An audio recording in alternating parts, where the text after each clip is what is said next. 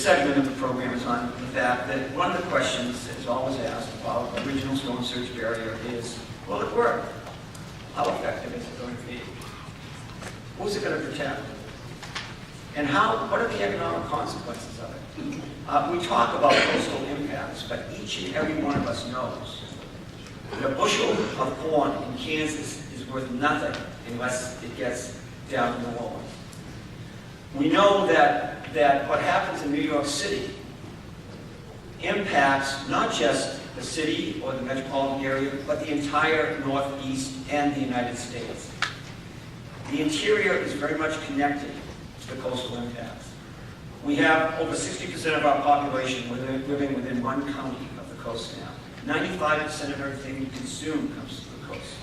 So as we talk about this, we're talking not about just the safety and security of the coast and the people that live there, but we're talking about the safety and security of our nation, both economic and from a national security point of view. The first speaker came in from New Orleans last night. Thank you very much, Andy. Andrew Kopplin currently serves as President and CEO of the Greater New Orleans Foundation. He previously served as first Deputy Mayor and Chief Administrative Officer for the City of New Orleans. In this capacity, he oversees the day-to-day operation. He oversees the day-to-day operational functions of City Hall. He previously worked as Teach for America, where he served as a senior advisor to the founder. From October 2006 to January 2008, Mr. Kopplin served as founding executive director of the Louisiana Recovery Authority, the agency charged with leading Louisiana's recovery efforts after Hurricane Katrina and Rita. He developed the strategy and built the bipartisan coalitions that more than doubled congressional appropriations for Louisiana's rebuilding from $1.3 billion to $28 billion. I hope our congressional delegations listen. I know that you've delivered once and you're about to deliver a second time for the major transportation programs, but we need you here for this as well. He then developed headed the, before leading the LRA, Mr. Kopplin was Chief of Staff to two consecutive Louisiana governors, Democrat Kathleen Babineau Blanco and Republican MJ Mike Foster. Think of that for a moment. Chief of Staff to two governors on a bipartisan basis. He joined Foster's staff in 1996 as a policy director. In that role, led the pioneering effort to create the state's community college system. Mr. Kopplin holds a bachelor's degree from Rice University, a master's in public policy from Harvard University's Kennedy School of Government, and is a 1986 Harry S. Truman Scholarship winner. Mr. Kopplin.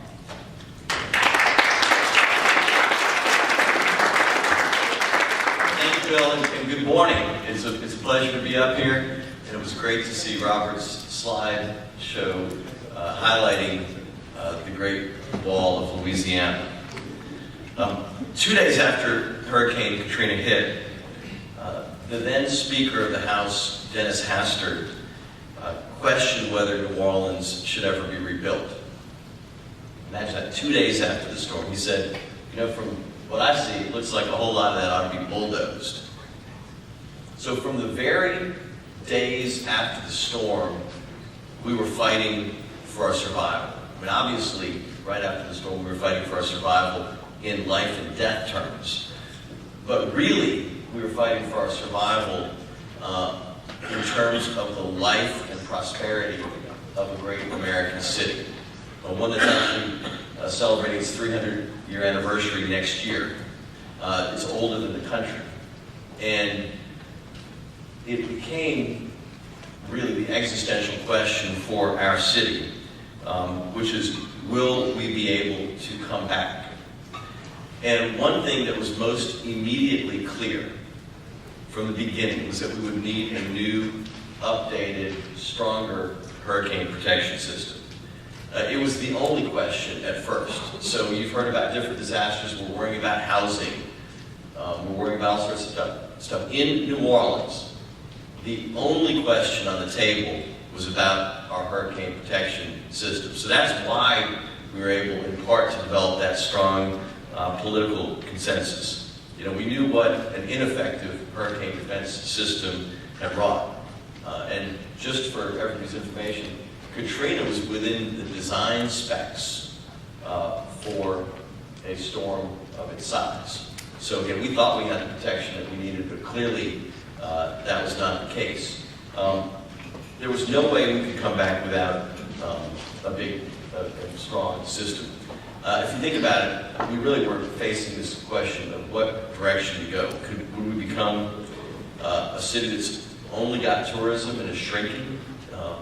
After the great hurricane hit Galveston around the turn of the last century, Galveston went from being a leading port in Texas to being a smaller beachfront community.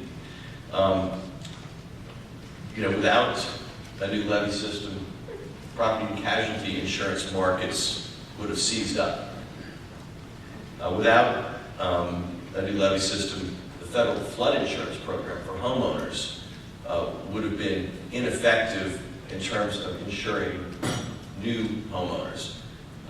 Older homeowners would be grandfathered in, but their premiums would have been rising dramatically. And we'd be a community where you could only invest what you could afford to lose. And that is a disaster economically. So the defining issue, of course, was this levy. And it galvanized the business community, the political community, everybody, no matter what circumstance you were in. And I think part of what you're hearing from the prior panelists was about the sense of urgency that had to develop to build a great project and to do it quickly.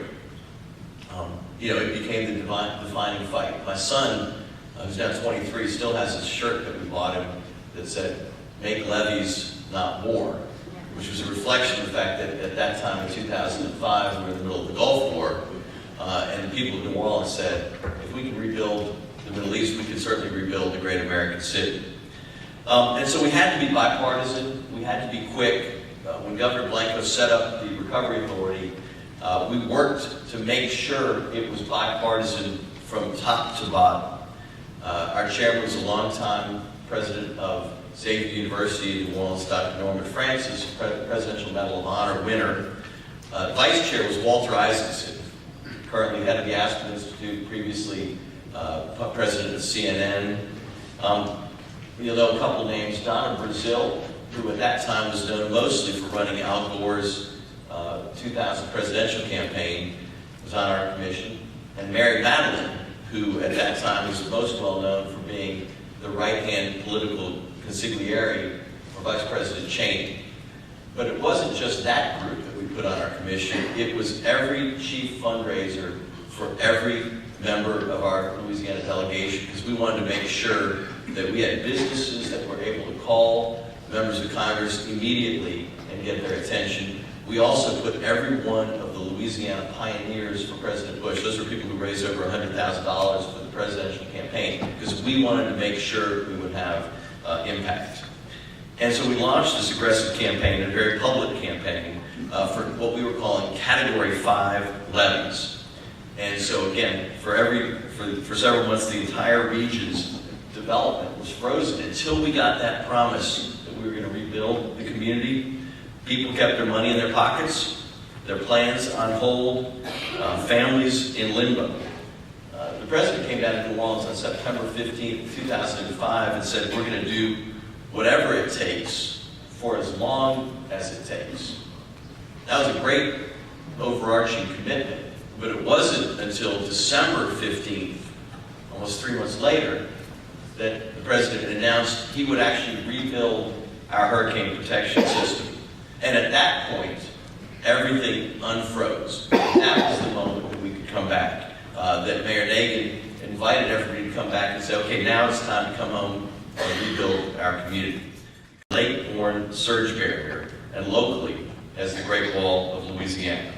Authorized in 2006, funded in 2009, it was designed and constructed in less than 4 years.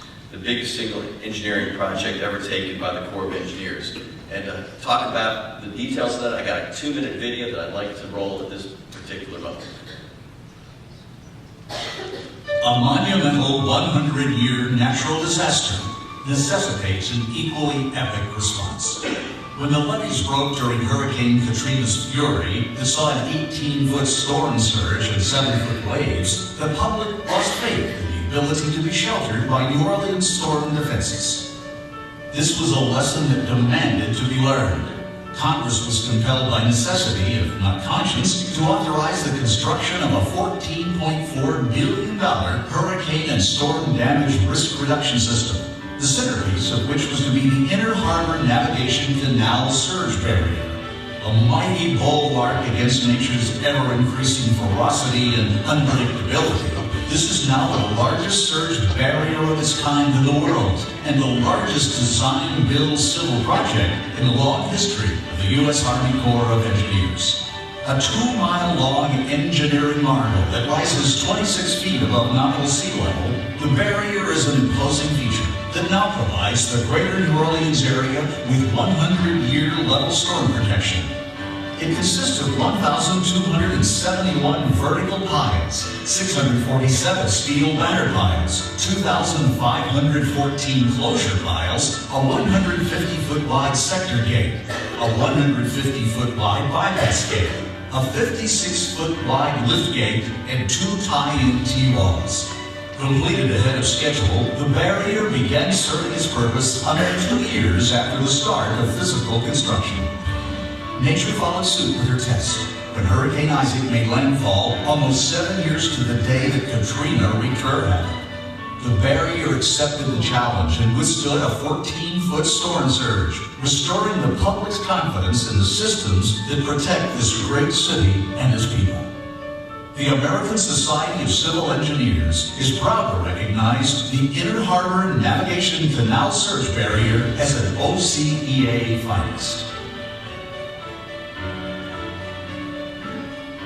So the Great Wall of Louisiana in 2012 protected our city, but literally, because it was built, it saved our city and let us have a tremendous resurgence right now.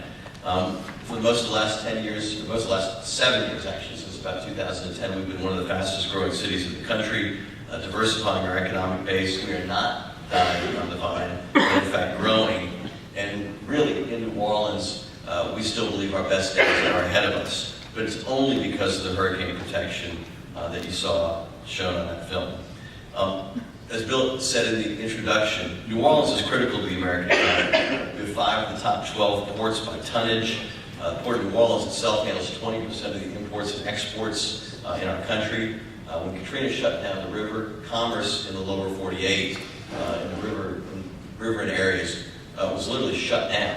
And when the Department of Homeland Security looks at threats to the country, one of the biggest ones they describe is if one of the Mississippi River bridges was taken out and dropped in the middle of the river, blocking traffic. Again, it would shut down commerce for the United States. So it is some of the most important infrastructure in the country, and the ROI is tremendous. Again, we had about $125 to $175 billion worth of physical and economic losses in terms of the shrinkage of the economy. The cost of this levee system was $14.5 billion. And so obviously, the lessons are clear for this group. I'm not sure about the engineering or the costs of what is being discussed today, but it's clear that it's well worth the money to protect the New York City and vicinity region from the economic standpoint. The billions of dollars to be spent on infrastructure, protect trillions of dollars of assets in the heart of America's financial system. We need bipartisan support and a sense of urgency to make progress on projects like this because, again, the Corps of Engineers can be slow, the authorization, appropriations process can be painstaking, the permitting process, all of those processes need to be expedited for you to build something in a few years, but it can literally be done.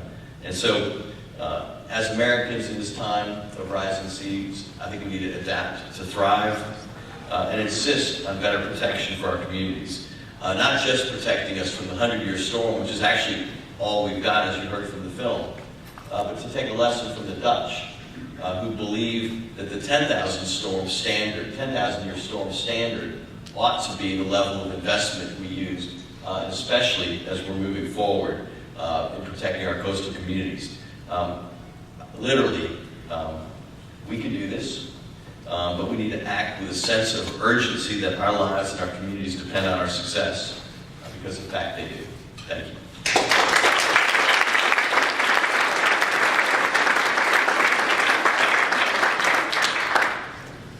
As you saw from the film and heard from Andy's remarks, this regional storm surge barrier system that we're proposing is not only effective, it can be built in a very short period of time, as Barbiero said as well. It depends on political will. We're 5 years out almost from Sandy. If we had started the system 5 years ago, we could have this level of protection today. Something to keep in mind. The next speaker, Kip Bergstrom, is an economic development strategist focused on the intersection of innovation, transportation, and urban revitalization. He currently is coordinating the launch of the Innovation Places program, which is building dense concentrations of innovators and entrepreneurs of transit hubs in Connecticut. He has held executive positions in the private, public, and nonprofit sectors, including serving 3 New England mayors and 3 New England governors. He previously served as Deputy Commissioner of the Connecticut Department of Economic and Community Development and as Executive Director of the Rhode Island Economic Policy Council. He served as the City of Stamford first Economic Development Director and later as Executive Director of the Stamford Urban Redevelopment Commission. He was the first student to specialize in economic development at the Harvard Graduate School of Design and the John F. Kennedy School of Government, for which he earned a master's in city and regional planning. Kip is going to talk to you about Stamford, Connecticut. And Stamford is one of 3 barrier systems that have been in existence in New England for decades. They've all been functioning, they're all effective. One is in New Bedford, one is Providence, and one is in Stamford. As Kip will explain, when Sandy hit, Stamford was in a very different situation than the people fighting for their lives in Staten Island, or the tunnels being flooded here in Manhattan, or the inner cities of this region that were being flooded and devastated by inundation. Kip, we're proud to have you here. Thank you.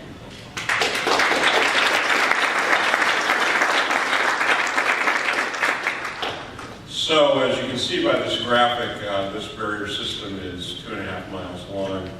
It has 3 pumping stations. That's important to note. You know, you can't just keep the surge out.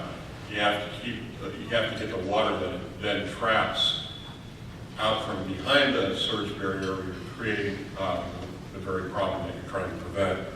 The way the Stamford system works is the Corps built it. The Corps maintains the gates. When they think there's going to be a significant storm surge, they send crews in to operate the gates. But the pumps, without which the whole system doesn't work, are maintained by the city's Water Pollution Control Authority and operated by them. So it's a joint effort between the city and the Corps. This is why it was built. There were back-to-back hurricanes that impacted Connecticut and New England, Stamford severely in 38 and 54, so they were just 16 years apart. That was enough of a wallop to get the local leadership to do something, and I presume they did something like what Houston did and earmarked some federal line item to get the Corps to do it.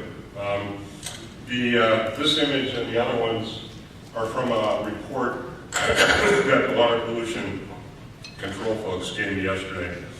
So this is where it comes from. This is the most interesting picture to me. This is what it looked like at the peak of Sandy. On the right is the ocean, on the left is the harbor. And all of that water would have been flooding the south end and the downtown of Stamford. The interesting thing about this picture is how relatively close the top of the surge is to the top of the barrier. And that got people thinking.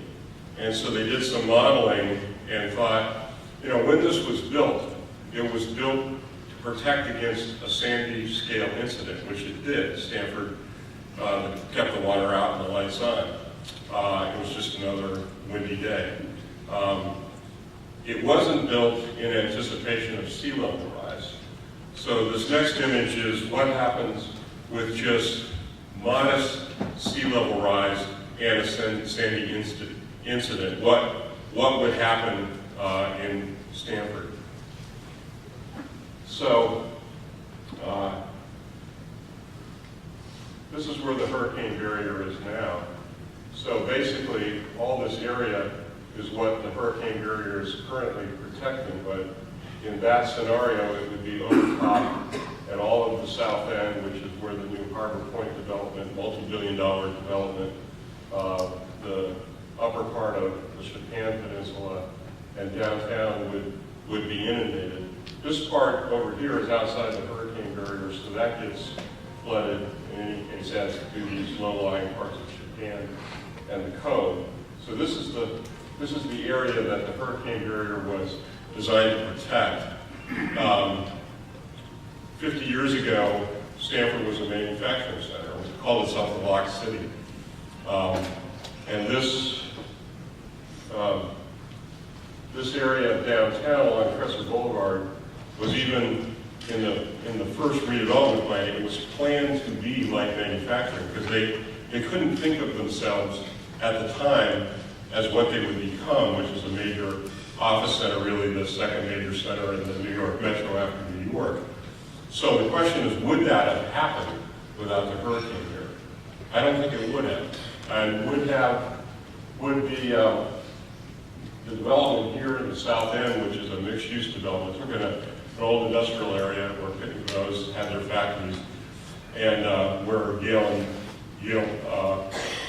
and Town Lock Company at one point had their factories. It made that all into a mixed-use neighborhood, still under development, a couple billion in. Would that have happened without the hurricane barrier? I don't think so. So I've had two stints in Stamford. One as its first economic development director. You know, things were going well enough that it really didn't think it needed an economic development director until the 1990s when forces hit Stamford in a hard way and had a lot of empty office space. And then I came back in 2007 to be the redevelopment director. So I've seen it not as somebody that operates hurricane barriers, but really somebody who takes advantage of them in terms of the city's economic development. When I started in 1993 as the economic development director, the office parks, basically suburban office parks in the Highlands up in the northern part of Stamford, were getting a 20% premium in rents over the office buildings in downtown Stamford. 20% premium. When I came back in 2008, the downtown office buildings were getting a 20% premium over the suburban buildings up in the north. So it was a 40 percentage point swing in about 10 years. I don't think that would have happened without the hurricane barrier. Now, I'm not sure that people were conscious of it. This is part of the problem with this infrastructure. Downtown Stamford not flooded is not a headline you'll ever read. You know, it's there. People kind of know it's there. They kind of take it for granted. And but it makes a huge difference. I mean, obviously there's a lot of reasons why Stamford became the business center it did. There's a lot of reasons why there was that huge 40% swing in office values between suburban and what Stamford's version of urban. You know, liquidity, access to workers via transit, the desire for more of an interactive urban environment. All those things are important, but without the enabling infrastructure that keeps those buildings dry and with the lights on in times of floods, none of that could happen. So I think it was the difference between Stamford and especially downtown Stamford becoming the business center it has become versus not becoming that. So it was a binary. It would not be today what it is but for that investment. Now, this image has gotten people thinking that the hurricane barrier we have in Stamford is not sufficient, that it's going to have to be raised to address the the very event that it was planned to address in the first place, which it's no longer capable of doing in the event of the kind of sea level rise, even modest sea level rise that we're predicting. So it's not a major conversation, but the conversation is starting in Stamford about the need to now raise the hurricane here. Okay, thanks.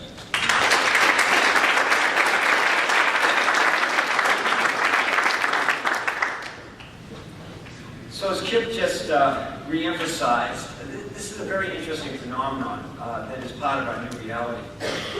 If we don't protect our cities and our communities, there will be a steady erosion of economic vitality and development and community involvement at the water's edge. The alternative is that if we strategically protect our water's edge, not at the edge, but back from the edge, then the opposite occurs. Just like in Stamford, Connecticut. Instead of having devastation and flooding and people saying, we're not going to build here anymore, we're moving back, they've had economic development where it didn't occur before. They've had community resources, recreational resources where they couldn't exist before. Right now, in New York City, there's essentially no plan for Hudson River Park, no plan for Brooklyn Bridge Park, or for many other areas. We've invested hundreds of millions of dollars to get people down to the water's edge, to enjoy it, to recreate, and to build to the water's edge. We have this question now. Do we have to move back, or can we build even more accommodations and community facilities right up to the water's edge? That's what they have done in Stamford, Connecticut, under Kip's leadership. That's what could happen over 810 miles within our area. Or it could be the reverse. The next speaker is Adam Hosking.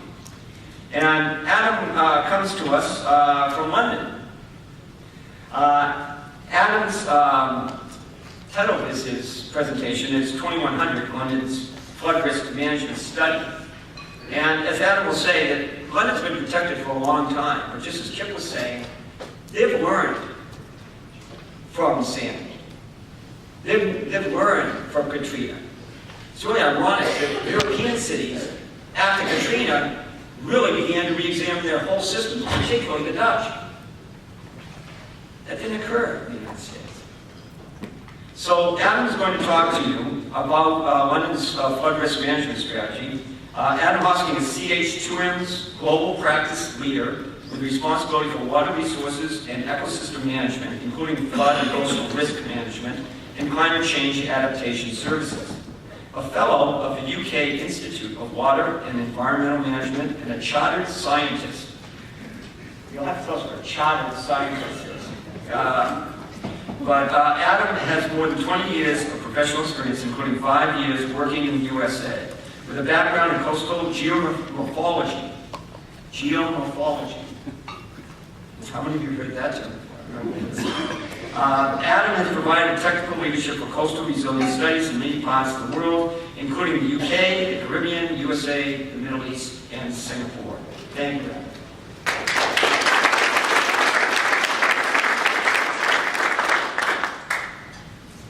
Okay, good morning, ladies and gentlemen. Thank you very much for the invitation here this morning. I am, as Bill said, going to switch continents, switch accents. Tell us a little bit about the project, which has had a couple of nice shout-outs this morning already, so thank you very much to my previous speakers. Thames Street 2100 is the name of a couple of different programs which we've undertaken in the UK on the Thames Estuary, really principally focused on the protection of Greater London area.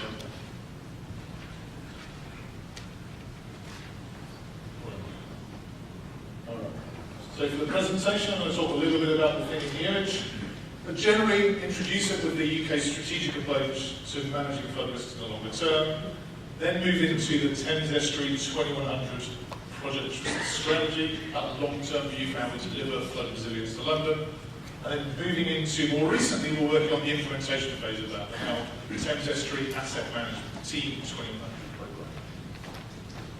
So just to start with the big picture, our Katrina, our Sandy was in 1953. We've heard a couple of references to it previously.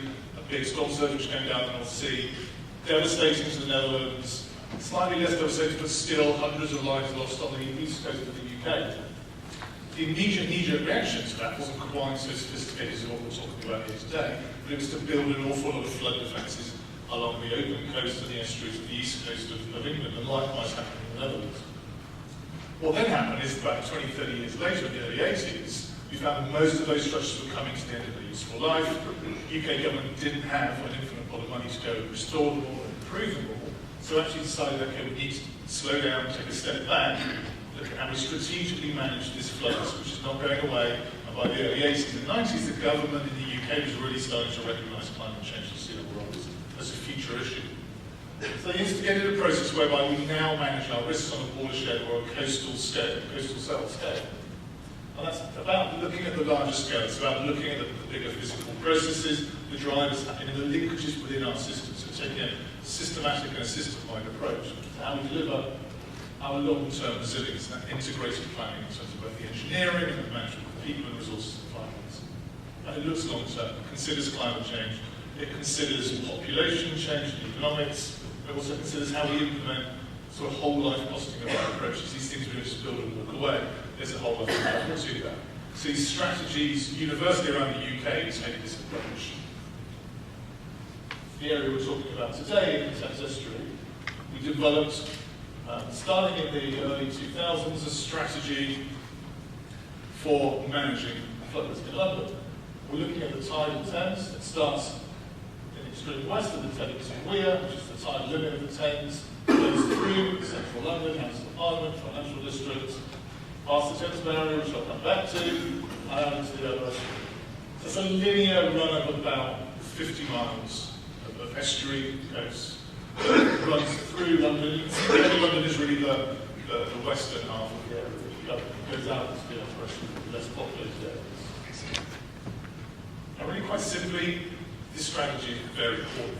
Today, there's approximately 1.25 million people in the flood risk areas, something of the order of £200 billion. Post-Brexit, that's about the same in dollars, unfortunately. Well, just probably that doesn't start to account for the economic, the social, the environmental consequences of the flooding that might happen, if that was happening. This is a strategy to look at protecting and sustaining and improving that through the course of the next century. It's because we've got flood areas like this. So this is the sort of regional part, this is the Millennium Dome, you can see the white circle in the middle.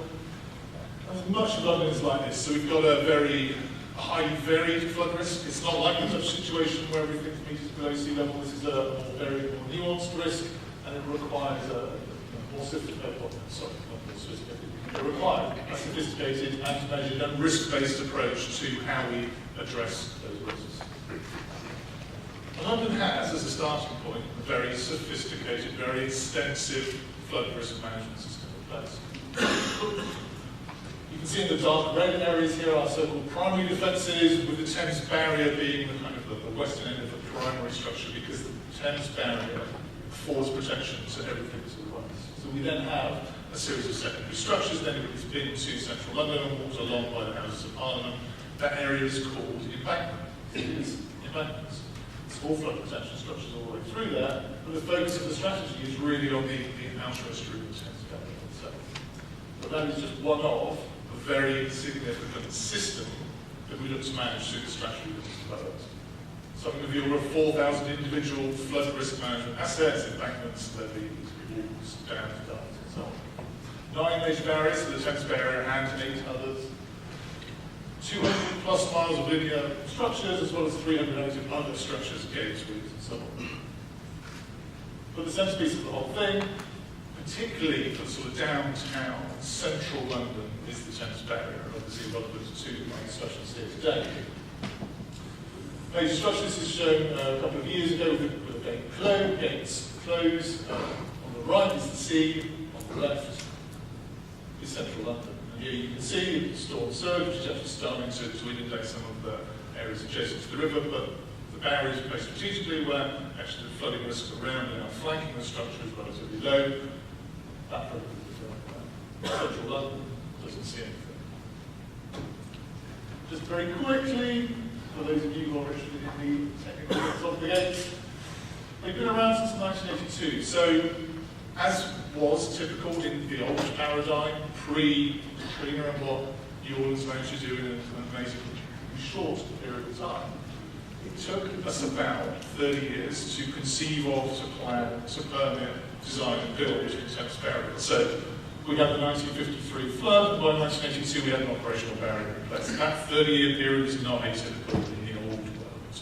Many of the structures we see around the world take that sort of long. I think it's a new paradigm that happened in New Orleans, and the right political will, we can do these things a lot quicker. The science and the engineering and all the technical stuff is somewhat standard.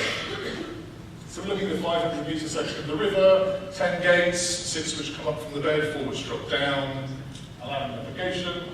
The gates are actually filled with water, so we don't have a buoyancy problem. When they're deployed at the bottom, when they're open, they're filled with water. And that creates a maintenance issue, which I'll come back to later. When they were built, they cost something like £500 million. Convert that to dollars. 2001 is 1.3, it's probably 2 billion now, but relatively small by comparison to some of the numbers might have elsewhere, but a significant investment.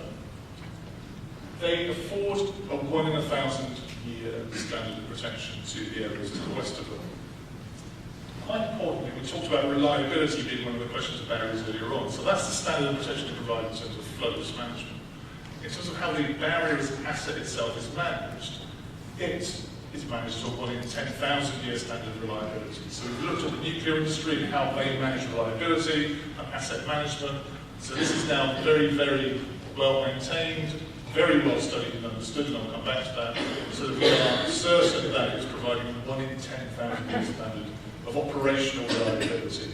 So that's different to the flood risk management reliability, but we are pretty much as certain as we can be that it'll do what it needs to do. And this is a structure that has been deployed since its operational start in 1982. It's approaching its 200th deployment. It's been used at the flow time and to work at the time. I mentioned it's one of 9. I won't go into details, but as we move out into the estuary, there are another 8 barrier systems that work with the Thames barrier to protect some of the other outlying areas. And within and around the estuary itself, a whole range of other structures. Levee, embankment, walls, all sorts of structures, and some of them, the image in the bottom left, you can see as you go up that wall, it's changed. It's been built sequentially over time as the floods have come along and the walls have been increased. There's a big fluvial flood in 1928 as well as the 1953 flood. These walls have evolved over time. These are hundreds of years old. Now, when it comes to the strategy itself, we've seen reference to the 6-foot sea level rise projection that's been put forward for New York. We've got a very similar situation in the UK government. That green line represents a projected 1 metre, effectively 3 feet and a bit, sea level rise. The UK government says we should be looking out for our infrastructure investments at the coast and for our flood protection. Because the Thames Estuary, because Central London is so important economically to the UK and to Europe as a whole, pre-Brexit, then we didn't just sit with the 1 metre. We actually looked at much, much more aggressive rates of sea level rise. You'll see, bottom left, current is about 5 metres against our UK data. We actually looked at levels up to 9 metres, so 4 metres sea level rise. Nobody is saying that 4 metres sea level rise is going to happen. What we wanted to understand is what's the long-term prognosis for that? What is it like? What can we do? So we understand what we're doing now, and the decisions we make over the next 10, 20, 50, 100 years doesn't actually close the door to doing the right thing for the longer term, so we can keep London where it is. And we use some of that information to, I won't go into detail of this, look at the standards of protection afforded by some of those assets, the major asset systems. I talked about 4,000 individual assets. We looked at the groups of them, the standard of protection they provide, and how that will change over time with our government projected sea level rise. So we understood where our weak links are going to be, where they are now, and where they're going to be in the future, so that we can address that system as a whole. And then what we did was to how we're managing our focus. There's something of a blueprint we can look at elsewhere. And we are delivering what we consider we can probably do something of the order of £1 billion, so $1 billion, of whole life cost savings with the system as a whole by taking this much more sophisticated risk-informed approach to managing our risks. And just year to year, by taking this system-level approach, we think probably of the order of £15 million in savings just in this year as we go forward with the work that we're doing. With that, thank you very much.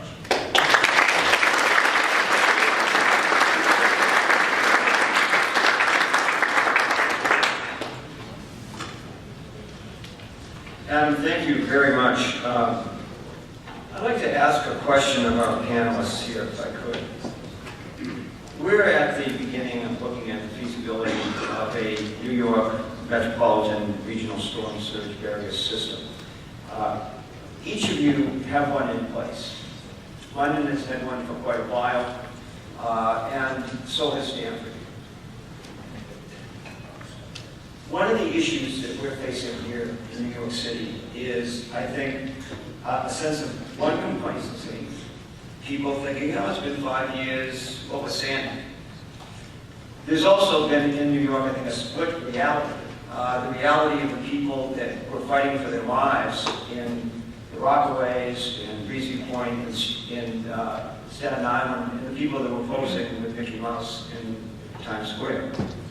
How do you develop the political base for this to keep things moving forward? You've been protected for years in London and Stamford. How do you convince people they need more protection? In Louisiana, you were quite eloquent, Andy, about talking about how people were ready to write off, and yet how you move forward. How do you get that understanding out there so people understand that there is a risk, and you take that understanding and you transpose it into a real political will to move forward? Andy, when we start. But, and I'm not sure I've got the right answer, because in New Orleans, people keep asking us, as we've done transformational things like took over the entire school system and created a system that's all charter schools right now. And the answer to that question usually is, well, how can we get around flood? And when 80% of your city got flooded, I mean, there weren't these disparities in terms of the Rockaways getting flooded and people on Times Square being dry.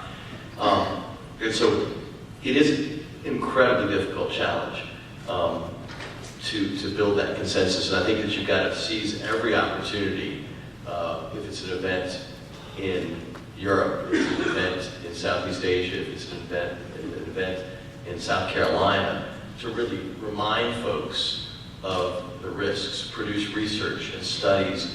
Again, you've got the minority leader of the Senate, the President of the United States from this region. Use those assets. If anybody's going to understand the value of New York, those two gentlemen should. And so I really think that it's about continuing to bring the issue to the forefront, and hope that you don't have to have your entire city inundated to get that sense of urgency. Yeah, there's complacency before, there's complacency after. I think the hurricane barrier has created a kind of complacency in Stamford, so that I was struck, I left Stamford for 10 years and ran the Rhode Island Economic Policy Council, and there was an ongoing conversation in Rhode Island about sea level rise. And I just assumed it was happening everywhere. So when I came back to Stamford, I was surprised to find that it wasn't. I said to folks, because it was on my mind, that hurricane barrier was built without any concept of climate change and sea level rise. Is it high enough? Well, what do you mean? They're starting to have that conversation. There was an area outside the hurricane barrier that's really the floodplain for the Mill River, and that was a channelized river forever that was recently unleashed, and they recreated a natural floodplain that changed actually the flood pattern and the 100-year flood zone, so a lot of the western edge of downtown is no longer in it.